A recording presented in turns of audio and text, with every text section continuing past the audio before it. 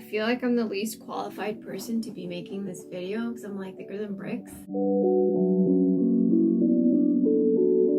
Hello, welcome back. Happy Sunday. For those who don't know me, I'm Pia and I make videos that nobody asked for. So I've lived in Korea for about a year as a teacher, and these are just a few things that I wish I kind of knew beforehand and things that I have learned on the go that I'm going to share my 2 cents worth. I do have a disclaimer though, because I am a foreigner. I am seeing everything from an outside point of view. I don't necessarily know the whole ins and outs of Korea and its society. Again, I'm seeing it from the foreigner point of view. If you're someone out there who's just like wants to really know ins and outs of Korea, the good and the bad about it, I highly recommend watch a lot of Korean YouTubers because they're the ones who know all the gossip of living in Korea. I've watched a lot of those videos and they were very helpful and very informative. So what I'm going to share is probably what's already been talked about, but these are just a few things that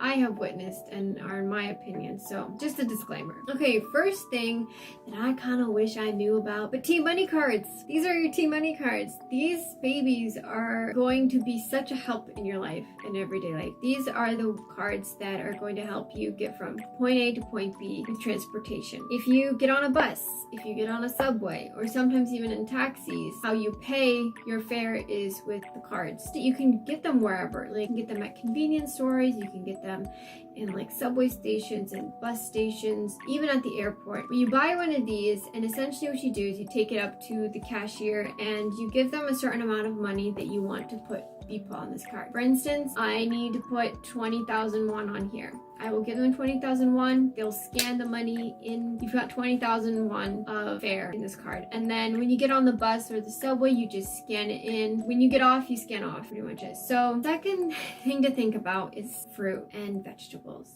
Some of them can actually be expensive, especially if they're not grown in season. A bundle of bananas can range from anywhere from 5,000 won, which is like $5 to even $8. Strawberries, if you get them out of season, they can be from 12 to 15, like a little pack. If they're in season, I think it's like 8. I don't even look at the cherries because that's a luxury I can't afford. Some fruits and vegetables, you will pay an extra amount to afford that kind of luxury. And we just talk about the weather here because I know Ohio's weather was quite bipolar. She had issues going on with her mental health because let me tell you, winter came in summer and summer came in spring. But here in Korea, they have actual weathers, like intense seasons, and I'm for it except for winter. Man, winter is colder than troll's ass here. Like, dude, it's winter. Their summers are so hot and humid, especially if you're by the sea. Let me tell you, you're sweating in places you didn't even know it could sweat. Like, what? You're literally sweating in between your fingers. The weathers are intense. Number 4, unrealistic beauty standards of Korea. I don't know, like, I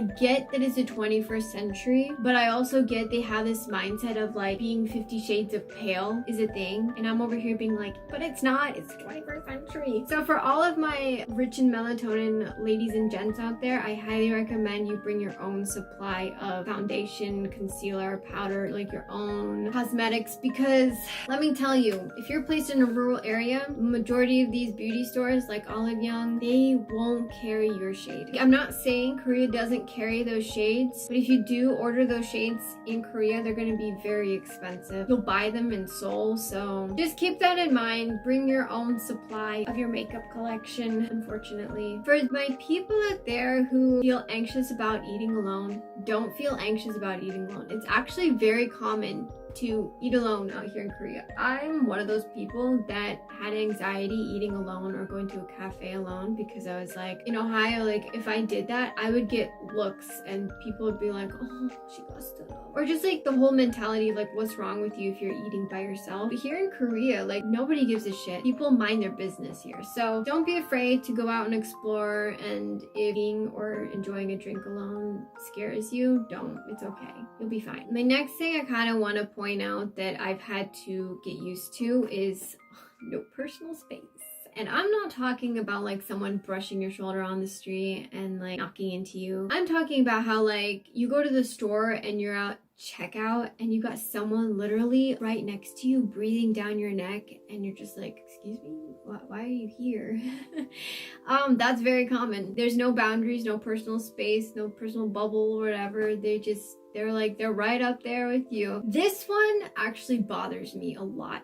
And it pisses me off. And I'm trying to say this in the most respectful way as possible so I don't offend people. When it comes to Korea and its laws with protecting women and children, it doesn't exist. Again, I feel like I have to be very careful with how I word this because I don't want to come across as being like very opinionated Karen. The whole justice system here, I feel like it is very non-existent, and even if it is existent, it's shit. Recently in the news, there was this one man who brutally assaulted a young girl, and she was 8 years old. The act that he had done to this poor child, he, instead of being sentenced to life in jail, he was sentenced to 12 years in jail. And he actually got out recently. I'm laughing because, you know, sometimes laughing hides the pain because that's all you can do. But like, this man was able to walk out of jail after serving 12 years in jail because he was under the influence of alcohol. Instances like that just kind of show the whole like justice system and how it works here. So, which leads me to my next point is Korea, it's not all that safe. Keep in mind that just because you move to a new place doesn't mean that the chances of bad things happening to you is gone. It might be on the lower percentage line, but it can still happen. So unfortunately, we women, like, we do have to be careful. If you're someone who likes to go out clubbing and partying, keep in mind that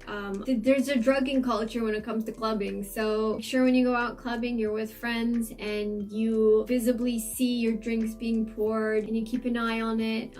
Sometimes, you know, bring your own drinks. I don't know, sneak it into, I don't know, you do you, but just like be very careful because there have been a lot of women and foreigner women who unfortunately have been assaulted because they were drugged at clubs, and the excuse that, you know, that the guys throw out that they're able to get off with is we were under the influence of alcohol. She was asking for it, you know, she's a foreigner, you know, she's just being open-minded. She wanted it, you know, just all that bullshit. I'm getting heated about this, but this is something to keep in mind. Unfortunately, that happens all over the world. So just because the chances are slimmer doesn't mean they're non-existent. Okay, moving into something that's not as dark. Something to keep in mind is that trash cans aren't really a thing. You will see trash cans here and there, but in my town, it's like I barely see trash cans. I will walk so many blocks down the street till I find a trash bag that I'm able to throw like food wrappers away. And the last thing I want to point out is racism is still a thing. Yeah, racism is still kind of a thing here in Korea, I've noticed. Whether it's like seen through K-pop with cultural appropriation of like certain backgrounds for music videos, or, you know, what they wear, how they do their hair, how they speak. I will say, like, I feel like Korea is not very progressive when it comes to being more self-aware with different ethnicities and cultures. It's actually quite sad how they treat people here of different ethnicities and religions, and because of their skin tone or how they, you know, they wear. There's some places in like Seoul or Gangnam where they won't let certain foreigners in because they're deemed not pretty enough because of where they're from. They judge people on their appearances, and it's quite sad because, again, it's 2021. Korea talks about being very progressive. I kind of don't see it. I kind of don't see it, you know? Again, I'm laughing because I'm in pain. But yeah, this is it of the video. I hope this was informative. Yeah, these are just a few things to keep in mind before you come to Korea. But yeah, I hope this video was helpful and informative. I wish you guys a very good rest of your day. Hug a llama, scream into the void, be kind to yourselves, and I will see you guys later. Bye-bye!